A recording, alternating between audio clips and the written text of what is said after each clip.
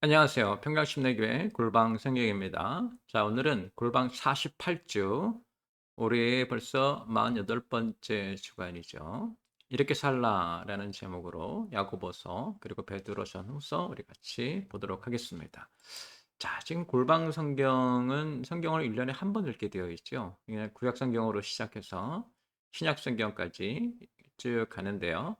성경 책의 순서가 아니라 뭐 큰 차이는 몇 개 되지 않지만 실제로 일어난 일 순서대로 인간의 역사 순서대로 왜 인간의 역사는 하나님이 인간의 이야기를 풀어놓으신 순서이기 때문에 우리가 그렇게 읽습니다. 그래서 구약 성경으로 시작해서 신약 성경까지 왔는데요. 신약 성경은 세 묶음으로 나눠지죠. 예수님의 사역, 교회 사역, 가르침 이렇게 세 묶음입니다. 자, 그 중에 가르침은 다시 또 다섯 조로 나눠지는데 이것이 복음이라 해서 로마서 보고요. 이분이 예수라 해서 히브리서 보고요. 이렇게 살라 해서 오늘 같이 보는 야고보서, 베드로 전후서 이렇게 싸우고 사랑하라. 요한일서, 요한이서, 요한삼서, 유다서 이렇게 그리고 이것이 미래다. 어, 계시록 이렇게 공부합니다. 오늘은 이제 이렇게 살라 해서 삶에 관한 얘기를 좀 해보도록 하겠습니다. 자, 일단 시간적 배경은요. 야고보는 62년 정도, 또 69년이라고 주장하는 분도 있고요. 그때 순교했기 때문에 야고보서는 이보다 전에 쓰여진 것으로 봐야 되겠죠. 그다음에 베드로도 60년대 중반에 순교한 것으로 보고 베드로가 편지를 보낸 베드로 전서와 후서도 이때 60년대 중반에 음, 보내진 것이 아닌가 우리가 이렇게 짐작을 합니다. 자, 공간은요. 일단 야고보가 예루살렘에서 사역을 했기 때문에 예루살렘 지역 그리고 초기 기독 신앙 지역인 소아시아 지역이 편지들의 공간적 배경입니다.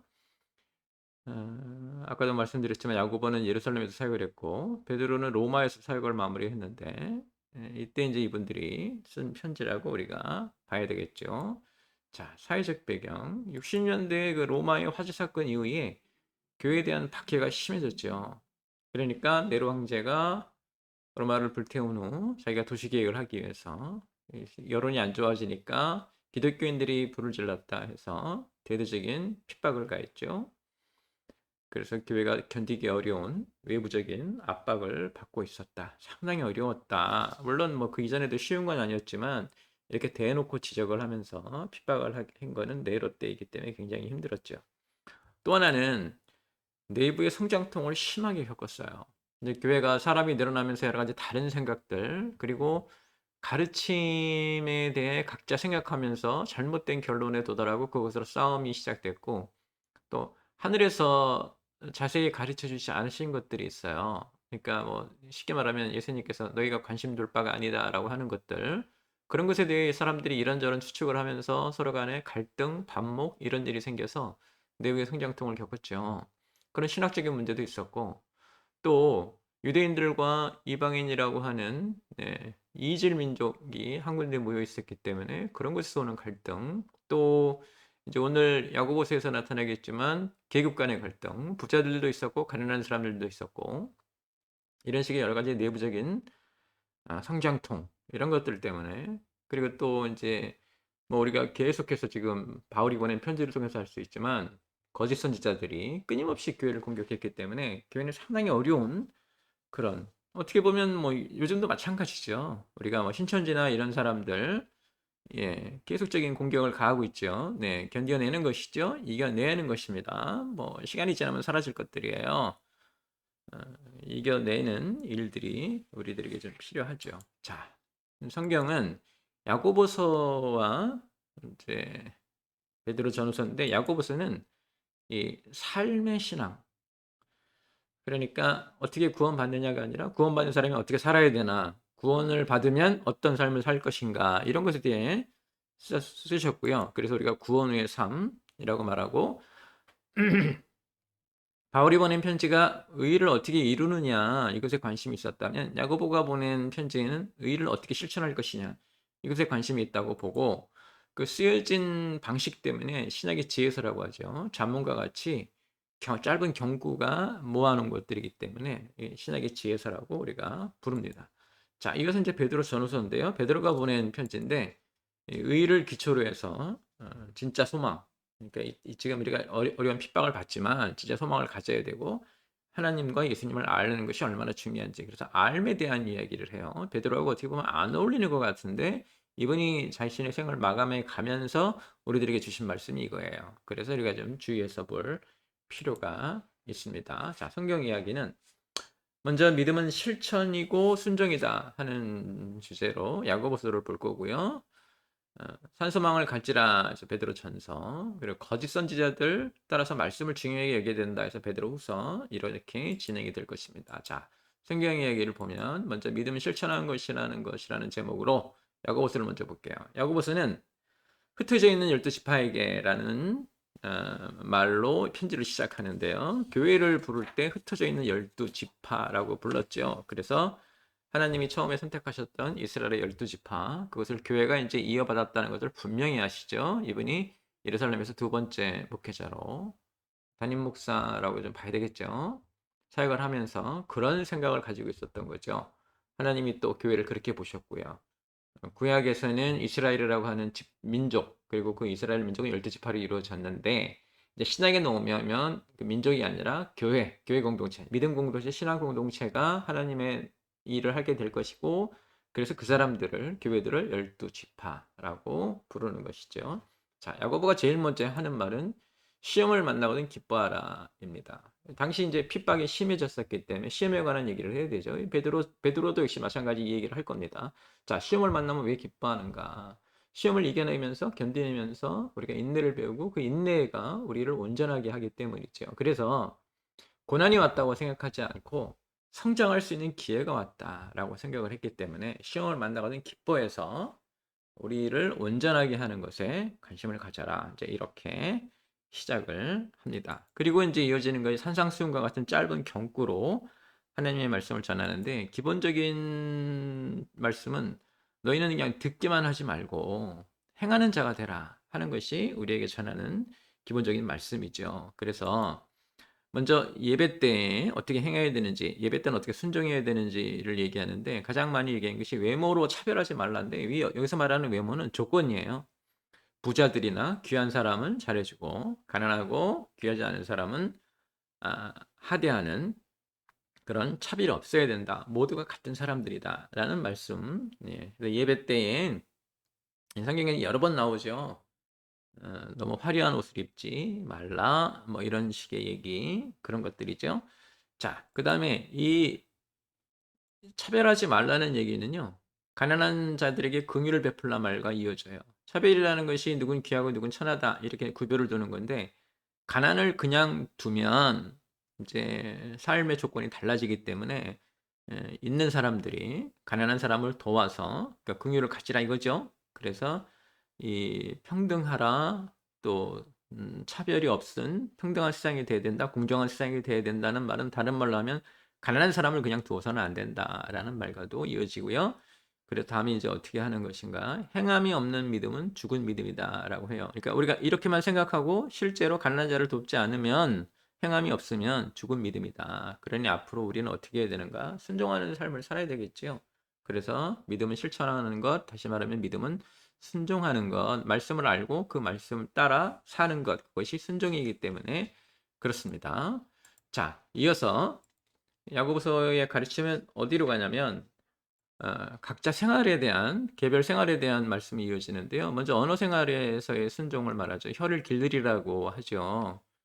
표현된 생각들, 말들이죠. 표현된 생각이 밖으로 표현된 게 말로 표현되는데, 이제 그것이 이렇게 길들여져 있지 않으면, 제어가 되지 않으면 험한 생각들을 험한 말로 뱉게 되기 때문에 서로에게 상처를 주고 공동체를 무너뜨릴 수 있죠. 그래서 혀를 길들이라 이렇게 말합니다. 배의 키와 같은 건 말에 재갈을 물리듯이 불이 되는 혀를 길들여라. 불이 된다고 했어요. 화를 불러온다는 얘기죠. 조심해야 될 것입니다.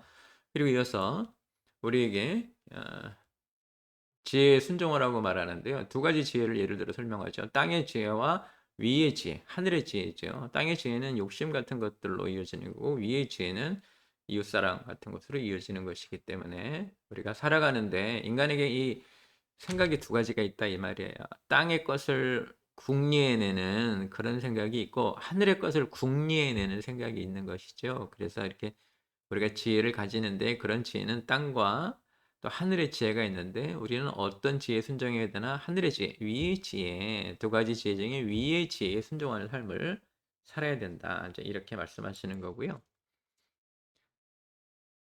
인간들이 살아가면서 사람과 사람 사이의 관계에 대해서 싸움이 나오고 갈등이 생기는 이유는 왜 나오는가? 정욕에서 나오는 것이죠. 우리가 욕심을 내기 때문에 이 욕심에서 그러니까 우리가 이 땅에 가지고 있는 것들은 제한되어 있죠. 근데 내가 더 많이 가지려고 하면은 그런 정욕 때문에 싸움과 살인이 나오는 것이고 그런 생각을 가진 사람들이 하나님과 원수되는 사람들이다. 이제 이런 말을 우리에게 전해줍니다. 그래서 사람이 원하는 것이 많은데 왜 얻지 못하냐? 기도하지 않기 때문이고 기도했는데도 왜 얻지 못하냐? 정욕에서 구하기 때문에. 그래서 정욕을 길들이는 일들이 우리들에게 좀 필요한 일이고요. 이것은 이제 부정한 부자에 대한 경고를 하죠. 부자에 대한 경고가 아니라 부정한 부자에 대한 경고고 부정한 부자라는 건 뭐냐면 가난한 자에게 가야 될 정당한 몫을 제대로 주지 않고 부자가 된 사람들이에요. 자기가 고용한 사람들에게 삭스를 제대로 주지 않고 부자가 된 사람들에 대한 경고고 그런 사람들은 심한 엄격한 심판을 받게 될 것이다. 이런 말 이어집니다. 그래서 우리가 좀 봐야 되고요. 이 땅에 살아가면서 여러 가지 어려운 일들이 있을 텐데 우리는 어떻게 해야 되는가? 길이 참으라고 말씀하시죠. 그냥 참는 게 아니라 길이 참는 거예요. 다른 성경에는 오래 참으라는 표현과 같은 것이죠. 사랑은 무엇입니까? 오래 참는 것이죠. 그러면 야고보가 말하는 믿음의 삶은 어떤 것입니까? 길이 참는 것입니다. 언제까지? 강림하시기까지. 지금 우리가 당하는 이 일들은 주님께서 강림하시면 끝이 날 거예요. 그때까지 우리 어떻게 해야 돼요? 길이 참아야 되는 것이죠. 이 길이 참으면 참는다는 얘기는 다른 말로 하면 열매를 바라보면서 우리가 우리 삶에서 열매를 맺고 또 하나님이 주시는 열매를 바라보면서 이른 비와 늦은 비를 기다리는 것이죠. 이른 비는 싹이 잘 돋게 하는 비고요. 늦은 비는 추수가 좋게 하는 비죠. 그런 것을 기다리면서 이 땅의 어려움들, 고난들, 시험들, 환란들 예, 우리가 길이 참는 그런 삶을 살라. 이렇게 이제 야고보서는 우리들에게 가르쳐 주고 있어요. 그래서 어, 여태까지 우리가 그 사도 바울의 편지를 통해서 어떻게 의인이 되는가, 또 특별히 로마서를 통해서 죄인이 의인이 되는 방법, 어떻게 의인이 될 수 있는 건가 해서 예수님에 대한 설명을 했는데 이제 이 이후에 지금 우리가 야고보서 뒤로 이어지는 베드로 전후서를 통해서 구원받은 사람이 어떻게 살아야 되나 그래서 삶의 구원이라고 부릅니다. 그전까지는 영혼의 구원, 생명의 구원. 이제 태어났다 그러면 태어난 영혼이 새로 태어난 자들이 거듭난 자들이 어떤 모습으로 살아야 되나 삶의 구원, 삶의 복음 이것을 우리가 야고보서에서 발견할 수 있는데요. 어떤 모습으로 살아야 되는지 그래서 아주 구체적인 거죠.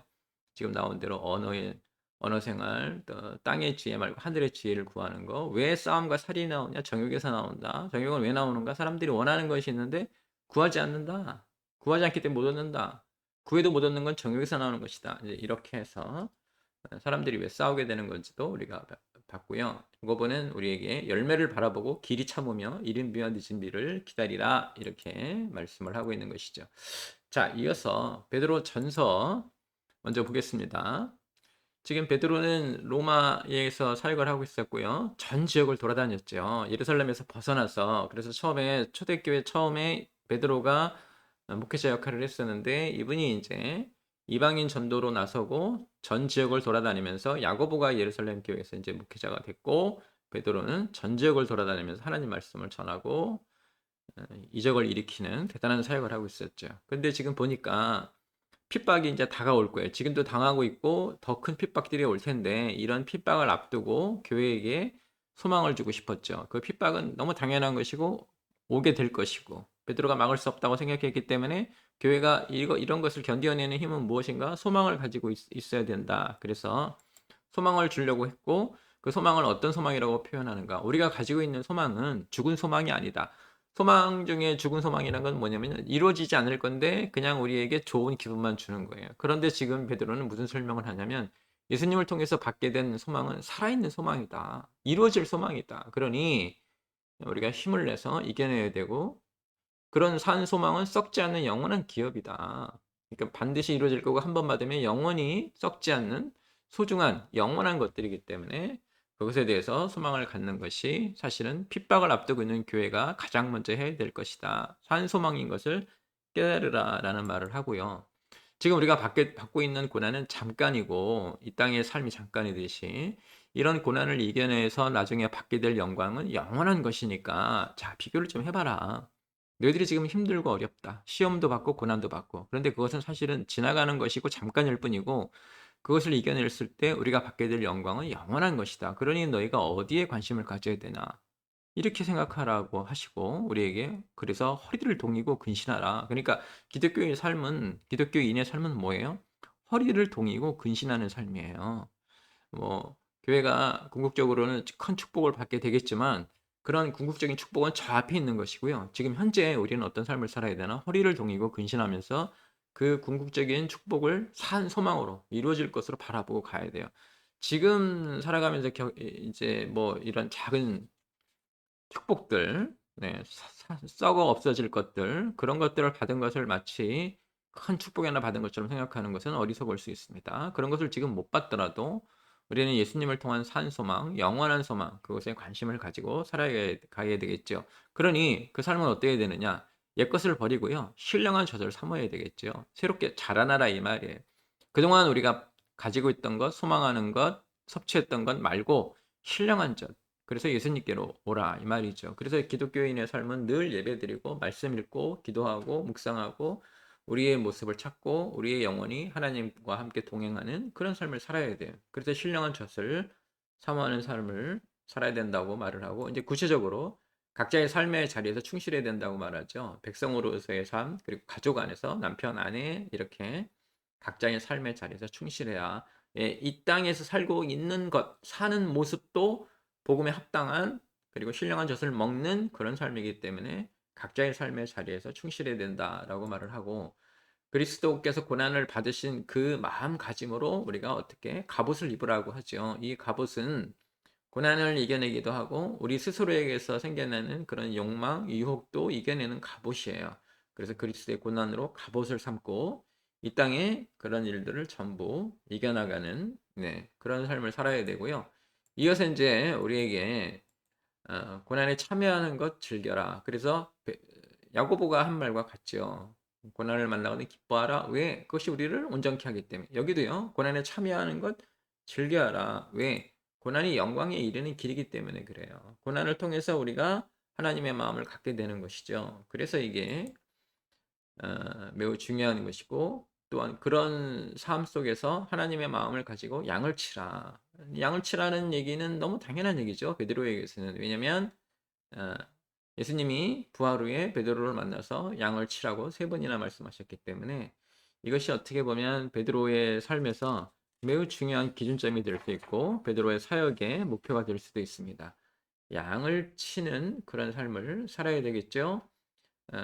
고난이 올 때 이것을 이겨내면서 동시에 우리가 다음 세대를 양육하는 영광의 면류관이 있게 될 것인데 그 영광의 면류관을 위해서 주님 다시 오실 때에 영광의 면류관이 있기 때문에 젊은 지도자들에게 순복하고 겸손으로 허리를 동이라고 다시 한번 강조하는 것이죠. 그래서 야고보서에서도 우리가 발견하는 것이지만 베드로를 통해서 우리가 발견하는 것은 지금의 삶이 어려운데 그럴 때일수록 우리가 우리 스스로를 단단하게 만들어가면서 갑옷을 입고 이겨내는 삶을 살아야 된다. 이 말씀을 하는 것이기 때문에 매우 중요한 말씀이고요. 특별히 이 땅에 사는 것 자체가 고난일 수 있기 때문에 그런 고난의 삶을 사는 사람들이 우리들이 얼마나 이것을 잘 익히면서 영광의 면류관을 바라보고 그날을 바라봐야 되죠. 그래서 겸손으로 허리를 동이는 삶 이것이 우리 기독인의 삶인 것을 베드로 전서를 통해서 볼 수 있고요. 자 이제 베드로 후서에 가면은 이 베드로가 이제 두 번째 보낸 편지인데요. 거짓 선지자들 때문에 보낸 편지예요. 근데 이 베드로가 베드로 후서를 하면서 그리스도의 의를 힘입어 내가 편지를 쓴다 이렇게 했고요. 그래서 의가 중요하다는 것을 알고 있었던 거죠. 그래서 이 베드로라고 하는 분이 성격도 급하고 행동도 급한 분인 것처럼 성경에서 우리가 보고 있는데, 사실은 베드로 후서를 보면 이분이 그리스도 교의 핵심을 잘 알고 있는 거죠. 기독교의 핵심. 의예요, 의. 그리스도의 의를 힘입어. 그 의가 바로 우리가 가지고 있는 능력이고요. 세상을 이기는 힘이 되는 것이죠. 또한 예수를 알므로 은혜와 평강이 있기를 바란다. 그래서 신앙의 기준이 예수님을 알아가는 것에 있다, 동행하는 것에 있다, 이렇게 보고 있다고 우리가 볼 수 있습니다. 대단히 중요한 거예요.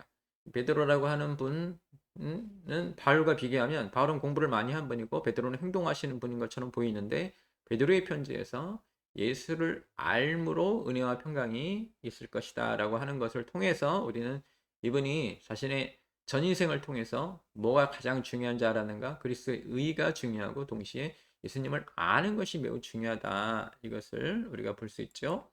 그리고 하나님이 우리들에게 원하시는 뜻, 이 말세의 시대에 하나님의 성품과 본성에 참여하는 것이죠. 그러니까 우리가 바뀌고 하나님을 닮아가는 것. 이것이 베드로가 우리에게 지금 보내는 편지에서 하나님으로부터 자기가 받은 은혜대로 말씀해 주시는 것인데, 그렇게 하나님의 뜻, 주님의 뜻은 무엇인가? 네.